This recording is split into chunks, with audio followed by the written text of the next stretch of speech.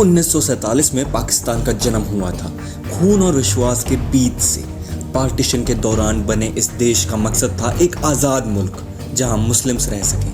लेकिन कुछ ही सालों में ये ज़मीन आतंक का गढ़ बन गई। मुंबई के जलने से पहलगाम के शांत पहाड़ों तक पाकिस्तान की आतंक की छाया हर तरफ फैल चुकी थी। क्या बोलते भेलपुरी खाली से बेलपति साइड में था, एक इंसान है, उसने उसको गोली मार दी। यहाँ पे उसने बोला कि शायद मुस्लिम नहीं है, उसने उसको गोली मार दी। पाकिस्तान की शुरुआत में ही एक आइडेंटिटी क्राइसिस था। जिन्ना ने एक सेक्युलर देश का सपना देखा था। आप आजाद हैं, आजाद रहें। आप लोग इस मुल्क पाकिस्तान में अपनी अपने इबादत गाहों, मस्जिदों या मंदिरों में जाने के लिए। लेकिन धीरे धीरे पावर चली गई रिलीजियस एक्सट्रीमिस्ट के पास। 1947 की कश्मीर वॉर यही था उस लंबी कहानी का पहला पड़ाव जो आज भी चल रहा है। कश्मीर, दोनों देशों के बीच एक कभी ना भरने वाली चोट। 1971 का वॉर और बांग्लादेश का अलग होना, इसने पाकिस्तान की सोच को हिला के रख दिया था। Pakistan lost half of its country. A new nation was born, Bangladesh. 1979 में जब सोवियत यूनियन ने अफगानिस्तान में छापा मारा तो पाकिस्तान ग्लोबल जिहाद का सेंटर बन गया। CIA और सऊदी अरेबिया ने मिलकर पाकिस्तान की ISI को सपोर्ट किया। उन्होंने हजारों अफगान मुजाहिदीन को ट्रेन और आर्म किया। इसी भीड़ में एक नाम था उसामा बिन लादेन। और इसी वॉर से निकली एक ऐसी पीढ़ी जो सिर्फ वायलेंस जानती थी। उनकी बंदूकें अब अफगानिस्तान से मुड़ के इंडिया की तरफ घुमाई गई। अफगानिस्तान के बाद पाकिस्तान ने अपने जिहाद के सोल्जर्स को एक नए मिशन पर लगाया, कश्मीर। लश्कर ए तैयबा और जैश ए मोहम्मद जैसे ग्रुप्स बनाए गए और इन्हें बस एक ही टारगेट दिया गया, इंडिया का खून बहाना। और कश्मीर इनका एंट्री पॉइंट बन गया।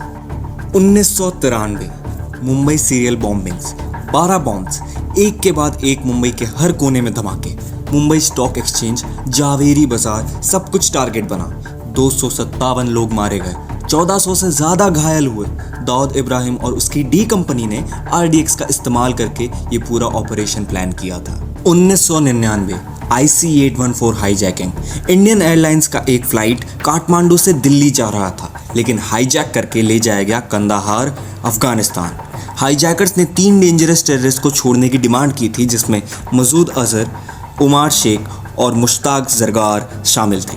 7 दिन तक भारत हेल्पलेस रहा। आखिर में उन्हें रिहा करना ही पड़ा। We have evidence to show that hijackers were encouraged by Pakistan. 2001 parliament attack. देश की सांसद, भारत के डेमोक्रेसी का दिल, उस पर डायरेक्ट अटैक हुआ। 5 आतंकवादी अंदर घुस आए और फायरिंग शुरू कर दी। 14 लोग मारे गए और इंडिया पाकिस्तान के बीच वॉर जैसे हालात बन गए। 2006 मुंबई ट्रेन ब्लास्ट। शाम के रश आवर में मुंबई के लोकल ट्रेन्स में 7 बॉम्ब्स फटे। फर्स्ट क्लास कंपार्टमेंट्स को टारगेट किया गया। 1989 लोग की मौत हो गई, 800 से ज्यादा लोग घायल। लश्कर ए तैयबा और सिमी का हाथ था। खड़ा करके उनको जलाना चाहिए ताकि उनको एहसास होना चाहिए कि जलने के बाद कैसा दर्द होता है। 2008 मुंबई अटैक्स 26/11। 60 घंटे तक मुंबई बंदूकों के साए में था। ताज होटल, CST स्टेशन, ट्रिडेंट, सब कुछ टारगेट बना। 10 अटैकर्स ने पूरा शहर तबाह कर दिया। 175 लोग मारे गए। एक अटैकर अजमल खसाब जिंदा पकड़ा गया और बाद में उसे फांसी की सजा सुनाई गई। तो बोलता है जैसे ये लोग कमाते खाते हैं ना, तू भी ऐसे कमाए के आएगा और कोई मुश्किल नहीं है। और हमको भी पैसा मिलेगा, हमारी गरीबी दूर हो जाएगी। हाँ, आज जो काम किया, आज का काम करके बाद में क्या, किधर जाने वाले थे तुम लोग? मरने वाले थे हम लोग। कैसे? वो बोलता था कि जन्नत में जाओगे। 2016 उरी अटैक। जम्मू एंड कश्मीर के उरी में एक आर्मी कैंप पर जैश ए मोहम्मद के 4 अटैकर्स ने हमला किया। 19 इंडियन सोल्जर्स शहीद हुए और इसका जवाब भारत ने सर्जिकल स्ट्राइक्स के जरिए दिए। Indian Army had the capability and had the will and the leadership to really execute it on the ground and make it a reality.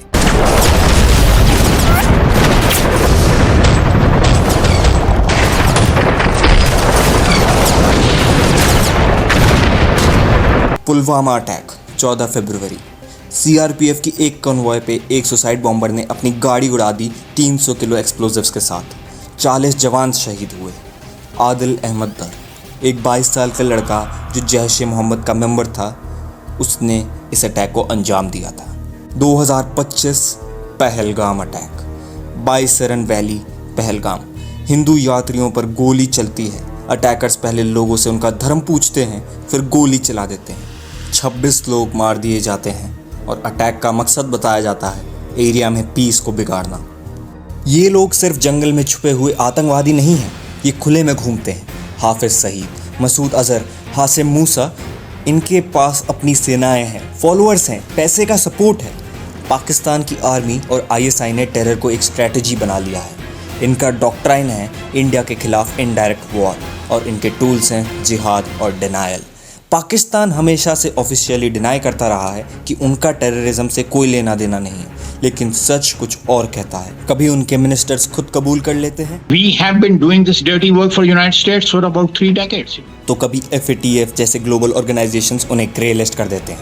Pahalgam attack के बाद इंडिया ने तुरंत जवाब दिया। ऑपरेशन सिंदूर लॉन्च किया गया, टेरर कैंप्स को टारगेट किया गया, डिप्लोमेटिक टाइज तोड़ दिए गए, एग्रीमेंट सस्पेंड कर दिए गए। टेररिज्म पाकिस्तान में गलती नहीं है, ये उन डिसीजंस का नतीजा है जहां आइडियोलॉजी को आइडेंटिटी से ऊपर रखा गया और वॉर को वेलफेयर से।